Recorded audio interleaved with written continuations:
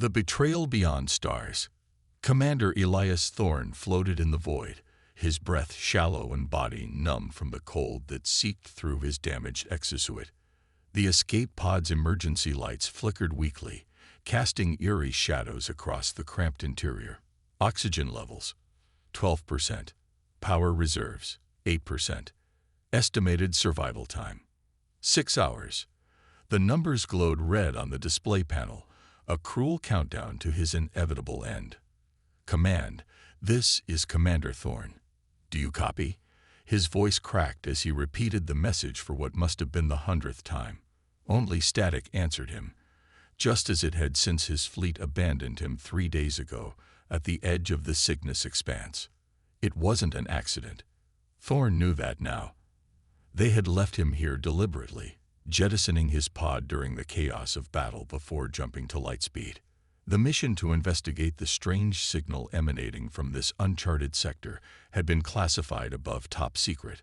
Only Admiral Rice and the Joint Chiefs knew the full scope of what they were looking for, and apparently they had decided Thorne wouldn't be returning to share what he had seen. What he had seen. The memory flooded back, that massive structure, ancient and alien, spreading across an entire asteroid field. Not a ship or a station, but something else entirely. Something alive yet mechanical, dormant yet aware. His team had barely begun their reconnaissance when the attack came. Not from the structure, but from their own escort vessels. Thorne closed his eyes, conserving what little energy he had left. He had been naive to trust Reyes, to believe that humanity's expansion into the stars would be guided by its best qualities rather than its worst. Power, fear, greed. These forces hadn't been left behind on Earth. They had followed humanity to the stars, perhaps even intensified in the cold vacuum where no one could hear you scream. A sudden jolt shook the pod, sending Thorne slamming against the hull. His eyes snapped open, searching for the cause. Through the small viewport, the stars had disappeared, replaced by a shimmering metallic surface that seemed to flow like liquid mercury. The pod's sensors went haywire, readings spiking and plummeting in impossible patterns. What the hell? Thorne whispered as the pod was enveloped completely. The emergency lights died, plunging him into complete darkness. The life support systems followed, their reassuring hum fading to silence. In the pitch black, waiting for his oxygen to run out, Thorne felt a strange calm settle over him. At least his death would be quiet, peaceful even. The pod's hull began to dissolve around him. Not melt or break apart, dissolve, as if the metal was being unmade at a molecular level. Thorne's training kicked in, and he reached for his sidearm. Though what good a standard-issue pulse pistol would do against whatever was happening, he couldn't say. But before his fingers could close around the weapon, something else wrapped around his body. Thousands of impossibly thin filaments, glowing with soft blue light, lifting him from the disintegrating pod. His suit began to change too, the material becoming translucent, then transparent, then gone entirely. Yet he could still breathe, still see, still think. The filaments didn't harm him. Instead, they seemed to be scanning him, analyzing him down to his cellular structure. A voice, or something like a voice, spoke directly into his mind. Damage extensive. Repair possible. Consent. Thorne had no idea what he was consenting to, but faced with certain death, there was only one rational answer. Yes, he said, or tried to say. His mouth moved, but no sound emerged in whatever environment he now floated in. Consent acknowledged. Beginning integration. Pain exploded through Thorne's body, white-hot and all-consuming. It felt as if he was being taken apart atom by atom and reassembled. His consciousness began to fragment, memories flashing before his eyes. Childhood on Earth's last green continent. Academy training. His first command. The betrayal. All examined by something vast and ancient and utterly inhuman. Then darkness again, but different this time. Not the absence of light, but the presence of something beyond his comprehension. And within that darkness, knowledge began to flow into him. Knowledge of the vessel that had found him, not a ship built by mortal hands, but a fragment of something larger, older than human civilization. An autonomous repair unit from a network spanning galaxies, created by a species long since ascended beyond physical form. When Thorn awoke, he was lying on a surface that adjusted to his body's contours, in a chamber that seemed to shift and change as his eyes focused on different areas. His body felt strange, lighter, stronger, more responsive. He raised his hand to his face and saw that his skin now had a faint metallic sheen, the veins beneath glowing with the same blue light as the filaments that had rescued him. "What have you done to me?" he asked aloud. The chamber itself answered, walls rippling in patterns that somehow translated to meaning in his mind. Repair complete. Integration successful. Symbiosis established. Symbiosis. Thorn swung his legs over the edge of the surface he'd been lying on, surprised at how fluid the movement felt. This unit requires consciousness to function at full capacity. You required repair to survive. Mutual benefit achieved. Thorn's military mind quickly grasped the implications. You're saying we're partners now? Affirmative.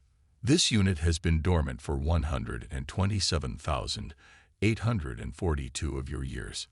Your species was identified as compatible.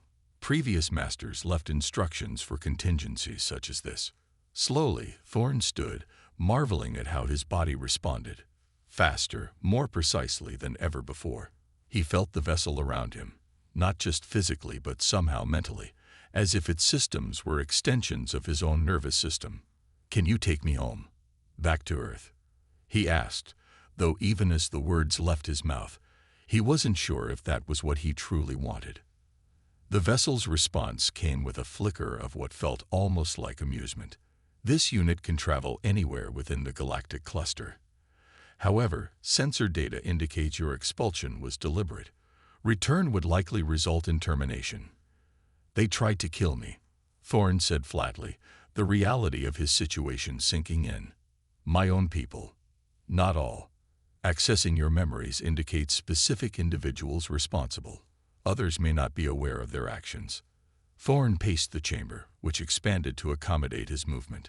They saw something out here they wanted to keep secret, something they were willing to kill for. Correct.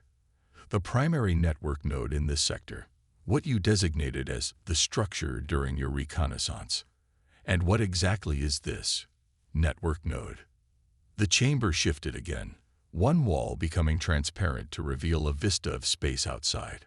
There, spread across the starfield, was the structure he had glimpsed before his betrayal, but now he saw it clearly.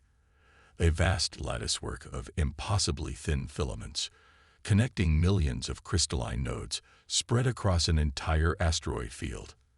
At its center pulsed a core of energy unlike anything human science had classified. Communication hub, resource distribution center, knowledge repository, gateway. Gateway to what? To everywhere. The implications staggered Thorn. This technology was beyond anything humanity possessed, beyond anything they could even properly conceptualize. And Admiral Reyes had tried to seize it, or destroy it, or keep it secret, whatever suited the agenda of the military-industrial complex that increasingly controlled Earth's expansion into space. And now I'm connected to this network. Thorn asked, looking down at his transformed body. Partial access granted. Full integration requires consensus from remaining network fragments. Thorn's military training began to assess the strategic possibilities. With this vessel, with this technology, he could return to human space undetected. He could find out who had ordered his death and why. He could expose the conspiracy at the heart of Earth's military leadership. Or he could take revenge. The vessel seemed to sense his thoughts.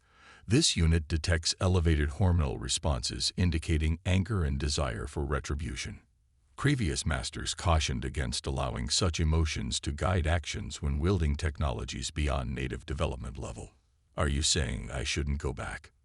This unit is stating that consequences of actions are magnified proportionally to technological capability.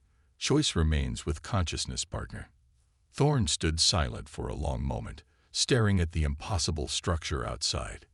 He had been betrayed, left to die alone in the void by people he had trusted. But revenge wasn't what drove him now. It was something deeper, more fundamental. "They need to be held accountable," he said finally. "Not just for what they did to me, but for what they tried to do here. For the lies they'll tell to cover it up. The others they'll sacrifice."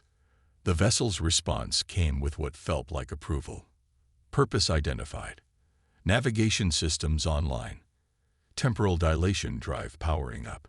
Destination. Thorn's lips curved into a cold smile. "Not Earth. Not yet. First, we need to find others like me. I wasn't the first soldier abandoned when it was convenient, and I won't be the last. We start with Outpost Vega. I know someone there who was written off as missing in action 3 years ago, when she discovered something she shouldn't have." The chamber around him pulsed with blue light, and Thorn felt the vessel respond to his intent, systems engaging that bent space itself around them. Journey commencing. Estimated arrival: 17 minutes, 34 seconds. As the stars outside stretched into lines of light, Commander Elias Thorn made a silent promise, not just to himself, but to every soldier who had ever been sacrificed for political convenience or corporate profit. The void had witnessed his betrayal. Now it would witness his return. And this time, he wouldn't be alone. Vengeance and redemption. Outpost Vega clung to the surface of a barren moon, a collection of prefabricated structures that housed exactly 127 souls, miners, engineers, and a small military contingent tasked with protecting Earth's interests in this resource-rich but isolated corner of space. The outpost appeared on the vessel's sensors as a cluster of heat signatures and electromagnetic emissions, vulnerable and exposed against the lunar landscape. Thorn's vessel slipped into orbit undetected, its advanced stealth technology rendering it invisible to the outpost's primitive scanning systems. From his position in the command chamber, Thorn accessed the outpost's communications network with ease, his newfound abilities allowing him to sift through data streams as if they were physical objects he could touch and manipulate. "Find personnel records for Captain Maya Chen," he instructed the vessel. Data flowed through his consciousness, service records, mission reports, and finally, a death certificate signed by Admiral Reyes himself. Cause of death: equipment failure during routine EVA. Body never recovered. "That's a lie," Thorn muttered. Chen was investigating unusual energy readings in the Vega system when her ship disappeared. Reyes told everyone it was a tragic accident. Life sign detected matching genetic profile of individual designated Maya Chen. Location: mining sector, sublevel 3. Thorn's heart raced. "She's alive." "Are you certain?" 99.7% probability. Biological markers match archived medical records, accounting for expected aging and environmental stress factors. "Take us down." Quietly.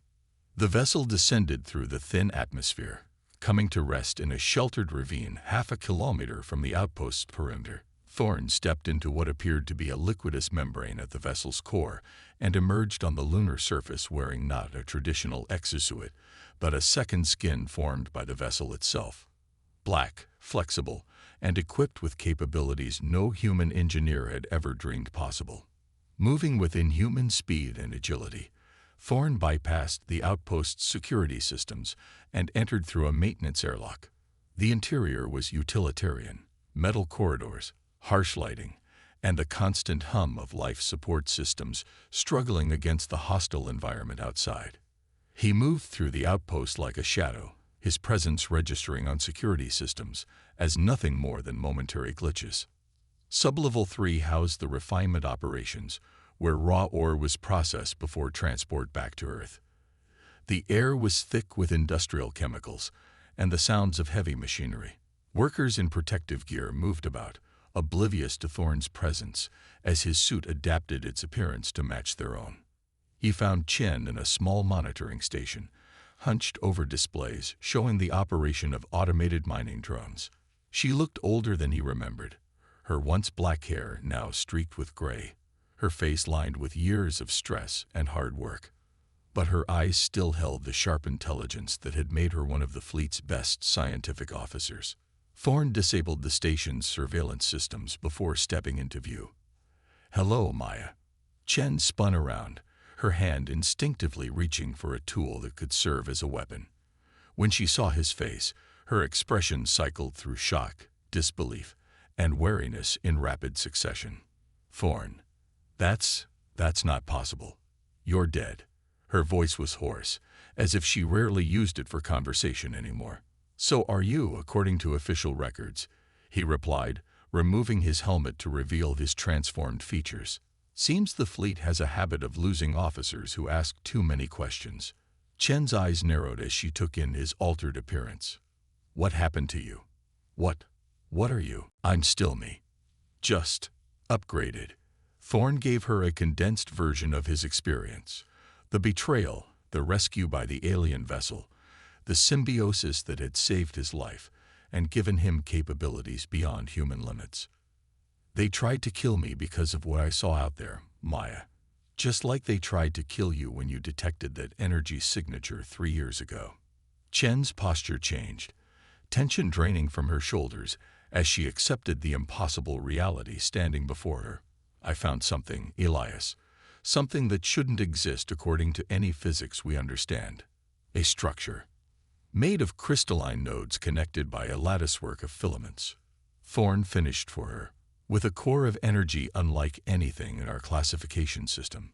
Chen's eyes widened. "So you found one too. That's why they eliminated you." She gestured around the monitoring station. "This isn't a punishment posting. It's a prison. They're keeping me here, away from anyone who might listen to my story, while they figure out how to weaponize what I found." "They won't succeed," Thorne said with certainty. "The technology is beyond them, beyond us. It wasn't meant for war." "How can you be sure?" "Because I'm connected to it now. I understand its purpose, at least partially. It's a network spanning galaxies, built by a species that evolved beyond physical form millions of years ago. They left these systems behind to guide younger species when they were ready." "And you think humanity is ready?" Chen asked skeptically. "Not all of humanity. Not people like Reyes, who see this as nothing but a military advantage." Thorne stepped closer, his eyes reflecting the same blue light that coursed beneath his skin. "But there are others, Maya. Good soldiers abandoned when it was convenient. Scientists silenced for speaking truth. They deserve to know what's out there." "What are you proposing?" "Come with me. Help me find the others. Together, we can expose the truth and ensure this technology is used as it was intended, to elevate our species, not subjugate it." Chen was silent for a long moment, her eyes never leaving Thorne's face. Finally, she nodded once, decisively. "I've been waiting 3 years for a purpose beyond survival. I'm in." Over the next several months, Thorne's vessel, which Chen dubbed the Witness for its role in observing humanity's darkest and brightest moments, traveled throughout Earth-controlled space, gathering others who had been cast aside. Captain Hiroshi Nakamura, whose ship had been sacrificed as a distraction during the Battle of Proxima. Dr. Eliza Mbiki, whose research into non-standard physics had been buried along with her career. Sergeant Cade Monroe, the sole survivor of a training accident that eliminated an entire Special Forces unit after they uncovered evidence of war crimes. Each had a piece of the puzzle: observations of anomalous structures, intercepted communications revealing fragments of a conspiracy that reached the highest levels of Earth's military leadership, evidence of attempts to reverse engineer alien technology with catastrophic results. Together, aboard the Witness, they formed a picture of a cable within Earth's government willing to sacrifice anything and anyone to control the power they had discovered among the stars. "The network isn't just communication technology," Dr. Mbiki explained during one of their strategy sessions. "Based on what Elias has shown us, it's a test, one that dozens of species before us have faced. Those who approach it with violence and conquest in mind are denied access. Those who seek understanding and cooperation are welcomed. And what happens to species that fail the test? Sergeant Monroe asked, his voice edged with the bitterness of a man who had seen too much of humanity's capacity for self-destruction. Thorne interfaced with the vessel's knowledge database, information flowing directly into his consciousness. They're left to develop on their own path until they either evolve beyond their destructive tendencies or destroy themselves. The network doesn't intervene. So what's our plan? Captain Nakamura asked, ever the tactician. We can't exactly walk into Earth Command with our evidence and expect to be welcomed with open arms. No, Thorne agreed. But we can force them into the open, make their conspiracy public in a way they can't contain. The plan they developed was audacious. Using the witness's ability to access any communication system, they would broadcast the truth during the upcoming Centennial Address, an event where Admiral Rice was scheduled to speak to the entire Sol system about the future of humanity among the stars. The day of the address arrived. The witness positioned itself in high Earth orbit, its stealth systems rendering it invisible to the defensive grid that surrounded humanity's homeworld. Thorne stood in the command chamber, surrounded by his crew of castaways, each now partially integrated with the vessel's technology, not to the extent he was, but enough to operate its advanced systems. They've detected us, Chen reported, monitoring the fleet's communications. Defensive systems activating. As expected, Thorne replied calmly. Begin the transmission. On every communication device throughout the Sol system, from the most advanced military terminals to civilian entertainment systems, Admiral Rice's image was suddenly replaced by Thorne's. His transformed appearance caused an immediate sensation, his glowing eyes and metallic sheen skin marking him as something more than human. Citizens of Earth and her colonies. Thorne began, his voice steady and clear. My name is Commander Elias Thorne. 3 years ago, I was declared killed in action during a classified mission. The truth is that I was abandoned, left to die in deep space because I witnessed something those in power wanted to keep secret. The witness shuddered as Earth's defense systems opened fire, energy weapons and kinetic projectiles streaking toward their position. But the vessel's defenses were beyond human technology, absorbing or redirecting every attack without effort. Thorne continued his address, laying out the evidence of conspiracy and betrayal, showing the faces of those who had been sacrificed. Chen, Nakamura, Mbeki, Monroe, and dozens of others, all supposedly dead, all standing behind him now in defiance of the lies told about them. The technology we discovered was not meant for war, Thorne explained. It's part of a network created by a species that evolved beyond our understanding millions of years ago. A network designed to help younger races advance beyond conflict and scarcity. But instead of embracing this opportunity, a faction within our leadership has been trying to weaponize it, destroying anyone who stands in their way. On Earth, chaos erupted as the truth spread. Military personnel loyal to Rice attempted to terminate the broadcast, while others, moved by Thorne's words and the evidence presented, stood down or actively prevented interference. Civilian protests erupted in major cities as people demanded answers. Aboard the Witness, Thorne received an incoming transmission from Rice himself. "You've made a grave mistake, Commander," the Admiral snarled, his carefully cultivated public image crumbling to reveal the ruthless opportunist beneath. "Even if you survive today, humanity will never accept what you've become. You're not even human anymore." "That's where you're wrong," Thorne replied. "What makes us human isn't our biology. It's our capacity for growth, for compassion, for standing up against injustice even when it would be easier to look away. Those are qualities your actions have lacked, Admiral." Pretty words from a traitor. You're naive, Thorne. Always were. Power is the only constant in this universe, and I'll be damned if I let it fall into alien hands, or yours. On Thorne's command display, he saw Rays activate a hidden system, a doomsday weapon positioned near the moon, powered by stolen and misunderstood alien technology. A weapon capable of destroying the Witness and half of Earth along with it. "Stop this, Reyes," Thorn shouted. "You don't understand what you're doing." But the Admiral was beyond reason, consumed by the fear of losing control. The weapon began to power up, energy readings spiking to catastrophic levels. Thorn turned to his crew, meeting each of their eyes in turn. "We have one option. The vessel can absorb the energy, but it will require complete symbiosis from all of us.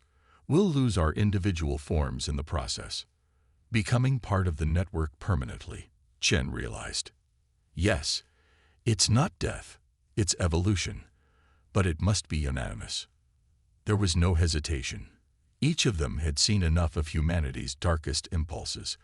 Each had also glimpsed the potential that lay beyond. One by one, they placed their hands on the crystalline core at the center of the command chamber. "For those we left behind," Monroe said quietly. "For those who will follow," added Mimeki. The doomsday weapon fired just as the transformation began. The Witness glowed with blinding intensity as it absorbed the devastating energy, channeling it through the newly expanded consciousness that had once been Thorn and his crew. Together, they reached out, not just to the weapon, but to every network node hidden throughout human space, activating systems dormant for millennia. Across Earth, across Luna and Mars and every human settlement, people stopped and looked up as the sky filled with light, not the destructive fire of Reyes's weapon, but a gentle illumination that seemed to touch every mind simultaneously. For a brief moment, humanity experienced what Thorn had discovered, the knowledge that they were not alone, that the universe was vaster and more wondrous than they had imagined, and that a path forward existed beyond conflict and scarcity. When the light faded, the Witness was gone, and with it, Commander Elias Thorn and his crew of castaways. But they were not truly gone.